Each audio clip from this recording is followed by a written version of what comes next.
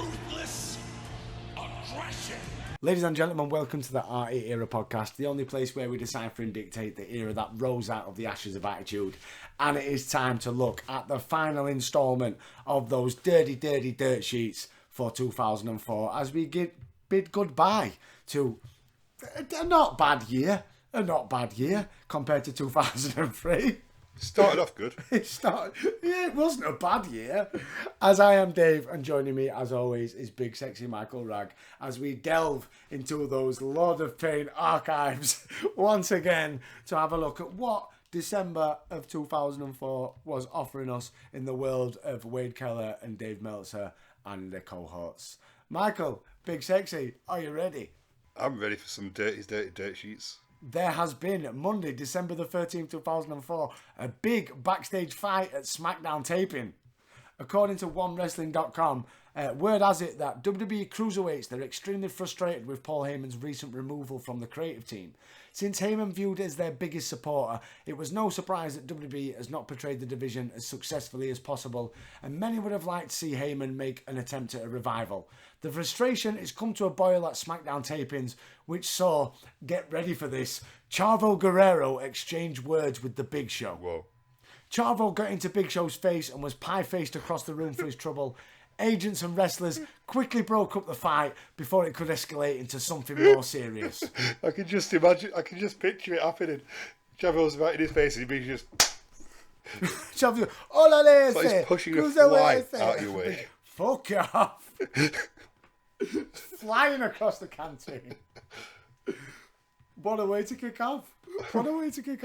That's made my day. In something a bit more serious, this is a full-on fucking roller coaster, this, Michael. Roller coaster. Ivory mocks 9/11 in tasteless, controversial remark. Ivory? Now, although it probably went past many viewers, during the pre-pay-per-view edition of Sunday Night Heat, Ivory made quite a controversial tongue-in-cheek comment that spoke volumes about the offensiveness of the company when it comes to the aforementioned angle with Muhammad Hassan and 9/11. Now, after a promo from Muhammad Hassan's Raw debut, Ivory, she asked Todd Grisham how he would be getting to Huntsville for Raw, to which he confirmed his desire to drive. Things got a bit ugly when Ivory responded with the following. This is via PW Insider. Good luck, because I don't want you to be flying, if you get me drift. Now, due to the placement of the remark and common sense, this was obviously a tasteless use of the 9/11 tragedy to further the angle to appear hip and funny on WWE TV. Now, for me, it's one to mention 9/11 when associated with an angle, but to comedically refer it to an event that left over 3,000 Americans dead to promote a storyline angle that's already under so much intense scrutiny and pressure. Don't last fucking 5 years. It's crossing the fucking line, isn't it? It can't be justified.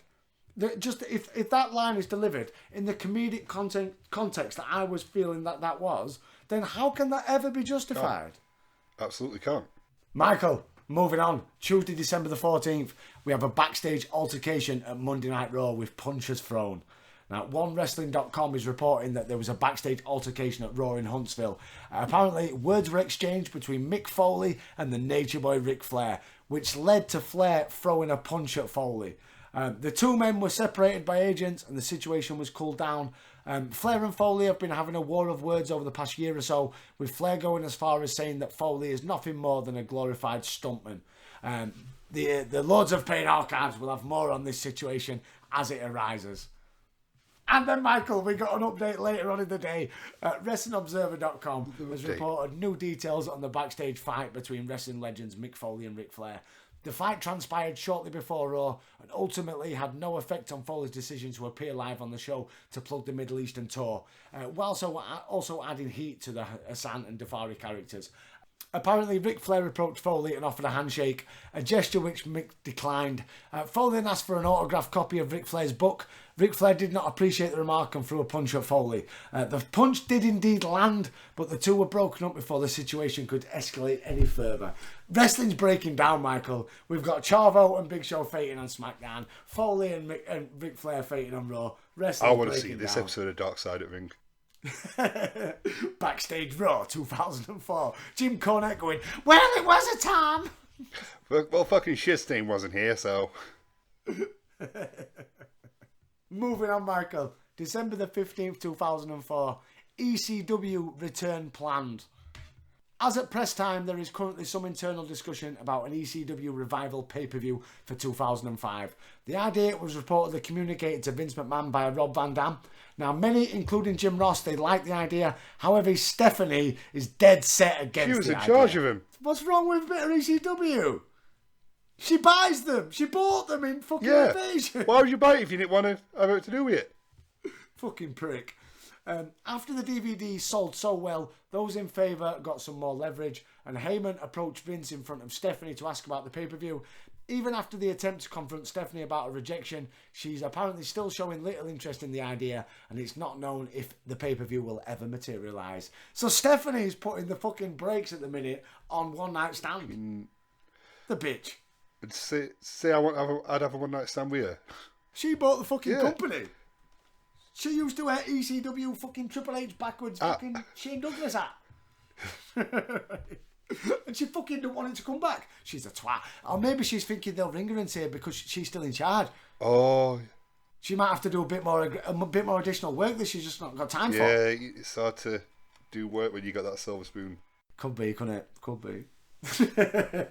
Moving on, Michael. Friday, December the 17th, 2004. Breaking news. 3 WWE wrestlers accused of harassing man at restaurant. What would you reckon these wrestlers are? I'll narrow it down for you. Monday Night Raw. Is it the boys? Ish. Oh. One of them's not there. Who's the good boy? Orton. Who's the one that stays at home to make sure that his father-in-law passes on the business to him? Alan. So it's Orton, Flair and Batista. No. No Orton. But Batista and Flair. And Chris Jericho. The 3 allegedly he's a face. harassed. He should be hanging with heels. Not outside the wrestling, he's not. The 3 allegedly harassed a Huntsville, Alabama man in the local Hooters on Monday night. Dana Mix, I don't know who Dana Mix is, it sounds like a chocolate bar, claims the wrestlers took his cowboy hat and refused to give him back. He went on to claim that they pushed him and threatened to beat him up if he tried to retrieve it. They eventually gave it back. Huntsville police are investigating the incident. WWE has not responded too heavily to the charges, although claims that one of the wrestlers was in another location at the time of the incident. So, moving on, a bit later on in the day, we get a huge update. Fans who were present in Alabama Hooters claim that there is nothing of the assertion that Jericho, Batista and Flair physically and verbally harassed the accuser. In fact, Dave Batista was reportedly not even present in the restaurant. So as the report said, Batista wasn't even there. Apparently, Mix... Oh no, so Dana Mix is the guy! I get it now. Should have read it earlier. Apparently, Mix, he challenged Chris Jericho to an arm wrestling match and lost. Due to his loss, he handed over his cowboy hat. Jericho did not steal the hat from Mix. Even though Jericho was given the hat, he later handed it back to the fan. According to a WWE employee, there was no foul play on any of the WWE workers' part. This is just boy crying wolf. Oh, I've seen some favourite wrestlers. Oh, I know. I'll get a story out of this. I'll get a story out of it, absolutely. Money. It's also come to light that wrestlers in the restaurant spent about an hour signing autographs and taking pictures with fans. Mix was amongst the fans who got to meet with the wrestlers, so it's rather surprising to everybody concerned that he'd go on and say, I've been harassed, you dirty fucking neckbeard. Fucking dirty little fucking Mark. Fucking Mark. Moving on, Michael. Monday 20th of December, it's nearly Christmas, 2004. WWE to hold its first ever barbed wire cage match in 2005. Ooh, yes.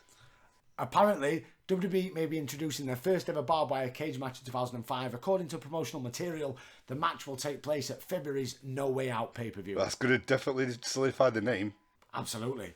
WWE has never sanctioned such a match. However, the barbed wire bat has been used in numerous matches involving Mick Foley, Terry Funk, and apparently they've both pitched for the idea of a no-ropes exploding barbed wire match for WrestleMania 14. However, the idea was dropped when Mike Tyson was booked for the show. Yeah, kind of smart.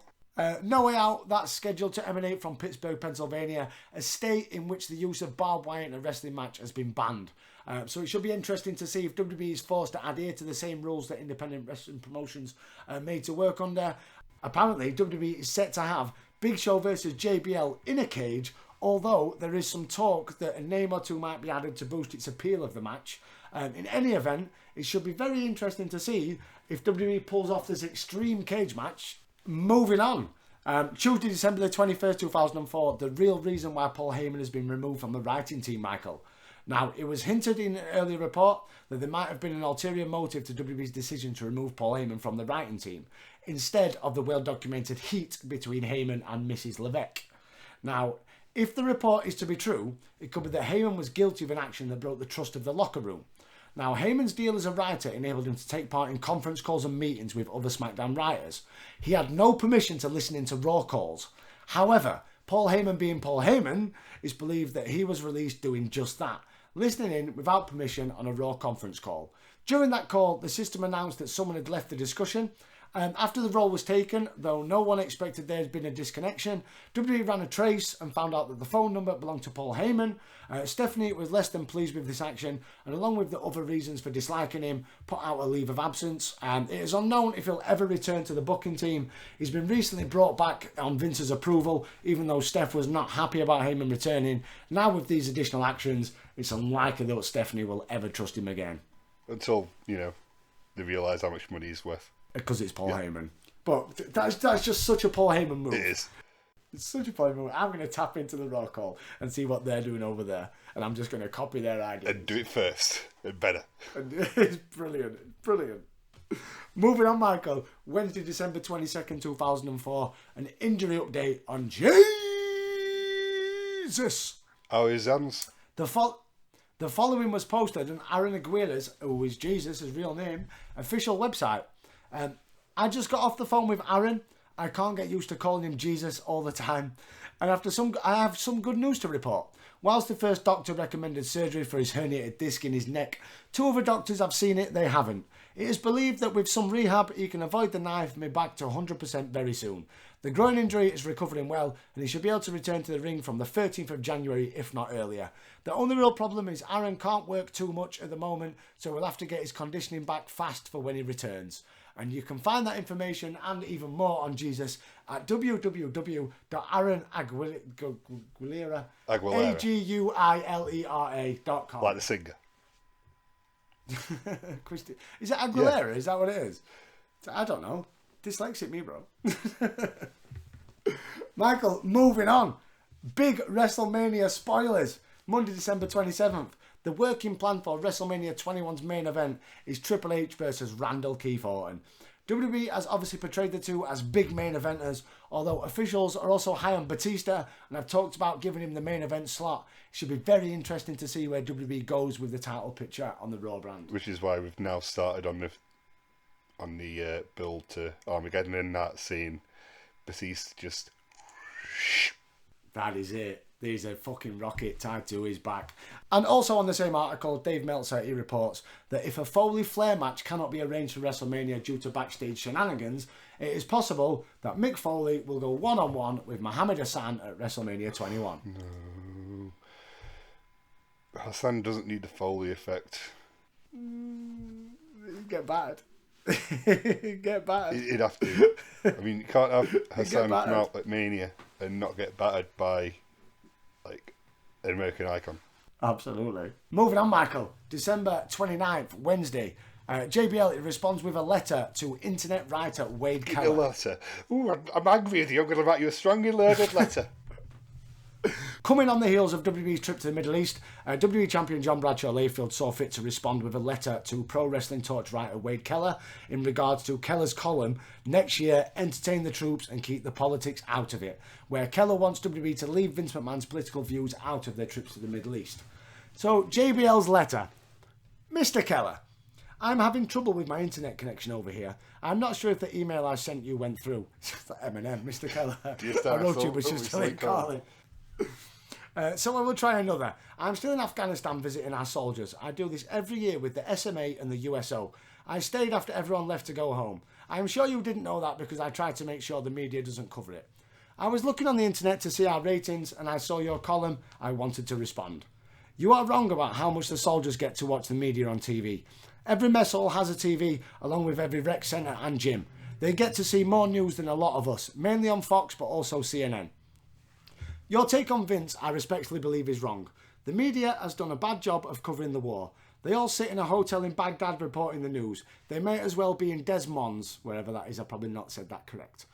I saw no reporters in any FOBs, forward operating bases, and there were no reporters on the ground in Afghanistan. The troops are very sick of how the war is being portrayed.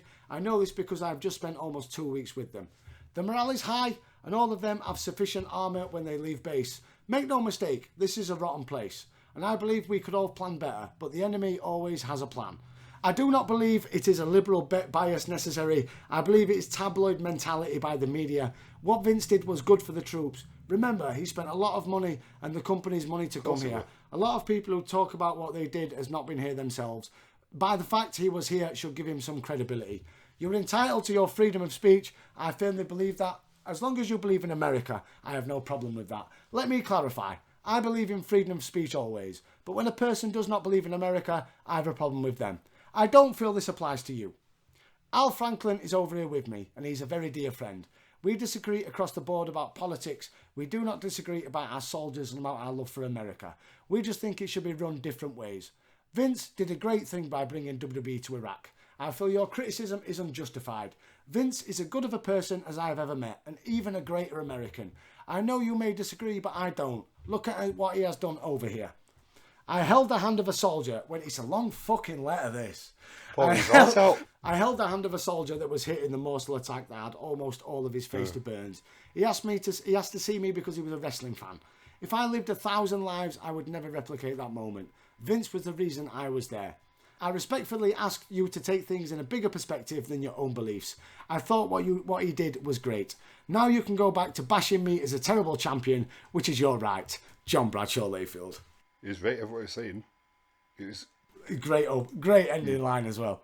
Great ending line, but he's bang right. There is the thing is with Vince. Vince has always been a certain way when it comes to American politics. Yeah, very much so. His beliefs are a certain way. We don't need to go into politics on the fucking RE era. No, we're not politics. Bradshaw is bang right. He's bang right what he said. Like for them soldiers over there, I've always said the American people. There's one thing that they all have in common. They absolutely fucking adore being American. And they absolutely adore their troops. So if Vince and the boys can do that, fair fucks to them. Fair fucking fucks. The soldiers are out there putting their lives on the line. Do you going over there? Give them a show. Exactly. What's Wade fucking Keller doing? Who fuck's Wade Keller? Oh, you'll see you recognise his face. He's a fucking one of them. And finally, Michael, Wednesday, December the 29th, 2004. Could Stone Cold Steve Austin and The Rock be returning at WrestleMania? Now, although the main event of WrestleMania 21 is set to feature Randy Orton versus Triple H, nothing firm has been decided for Mick Foley, The Rock or Austin, all of whom have expressed interest in appearing. Mick Foley has loosely talked about a match with either Ric Flair or Hamid Hassan, but nothing's really been set in stone. And at this point, Foley and Rock are pretty definite to appear on the show, while Austin is still up in the air, so no major negotiations with Austin has taken place. What about a triple threat? See, Rock would have made sense at this coming up Mania. It's in Hollywood. What about a triple threat? Austin, Rock, let's roll it back. Austin, Rock and Foley. Bring it on for WrestleMania. Austin, who can't wrestle because of his neck. Rock, who weren't very good at Mania 20, and Foley, who can't walk. They can have a fun war or something. Where are them karate fighters? A triple threat karate fun fighters. war. They'll have a triple threat karate fighters. And Michael, and finally, can you remember many moons ago where our greatest manager in SmackDown history, Shaniqua, got fired by WWE? Yes. Well, apparently Linda Miles did not actually get fired from WWE. According to Dave Meltzer at the Wrestling Observer newsletter, after not attending a series of training sessions, she called Johnny Ace to inform him of her desire to quit. So Meltzer got it fucking wrong. Meltzer told me she got fucking fired. See, tell you, he's not always right. Now Why do I even do this? He's backpedaling. Why do I even read these dirt sheets? I trust on my Uncle David. From one David to another. You never trust anyone called David. I trust my Uncle David. He's never wrong. This time, he was. On that note, Michael, that has been a delve into the dirt sheets, the final time in 2004. As always, if people don't, why don't you? But if they don't, where can everyone find us on all forms of social media? Find us on all forms of social media. It's Facebook and YouTube, Twitter and Insta, our Era Podcast. And check out our main feed on SoundCloud and Spotify and on iTunes as well, outside of the US. Sorry about that, guys. And then you can check out if you want to support us, check out our Patreon as well. That is it. If you like what you hear and you like to throw a little cheeky shot in mine and Michael's direction, for one measly $1, you can get access to our little mini-series, The Hunter Games, where we decipher and dictate, or we're aiming to anyway, before we get bored, of every Triple H pay-per-view match. Before we get old. Michaels, because we're going to get bored. When we hit 2003-4, we've done that shit. And we're going to get ahead of ourselves. It's just going to be a plug. It is. So we're deciphering, dictating every single Hunter Helmsley Triple H pay-per-view match. Coming next is Triple H versus that famous funker. We've had Terry, we've had Dory. This one's Flash. And WWF Cold Day in Hell 1997. But until then, as always, I've been Dave. That's been Big Sexy. Peace out, people. I need a shower after that date. Ruthless aggression.